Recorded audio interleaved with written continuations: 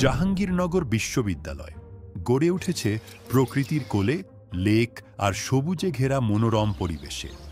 এখানে শিক্ষা মানেই শুধু বই নয়, শেখার আছে আরও অনেক সুযোগ।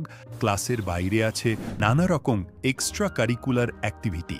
যদি তুমি চাও ভালো পড়াশোনা আর নতুন কিছু শেখার জায়গা, তাহলে জাহাঙ্গীরনগর বিশ্ববিদ্যালয় তোমার জন্যই। জাহাঙ্গীরনগর বিশ্ববিদ্যালয় ঢাকার গর্ব এবং দেশের এক আলাদা শিক্ষার ঠিকানা। শুধুই পড়াশোনা নয়, ক্লাব, স্পোর্টস, সাংস্কৃতিক অনুষ্ঠান আর কমিউনিটি প্রজেক্টের মাধ্যমে শিক্ষার্থীরা শেখে নেতৃত্ব, সহমর্মিতা। ১৯৭০ সালে প্রতিষ্ঠিত জাহাঙ্গীরনগর বিশ্ববিদ্যালয় বাংলাদেশের প্রথম রেসিডেন্সিয়াল বিশ্ববিদ্যালয়।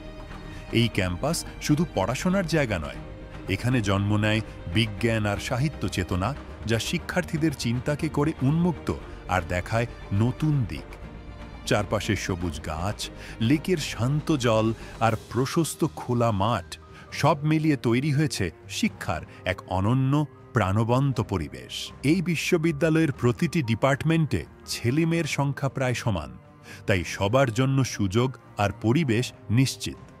এখানে আছে ৩৫টি ডিপার্টমেন্ট, ৫টি ফ্যাকাল্টি আর রয়েছে বিশাল সেন্ট্রাল লাইব্রেরি। প্রায় ২০,০০০ ছাত্রছাত্রী আর ১২০০-র বেশি শিক্ষক মিলে গড়ে তুলেছে আমাদের এই প্রিয় বিশ্ববিদ্যালয়।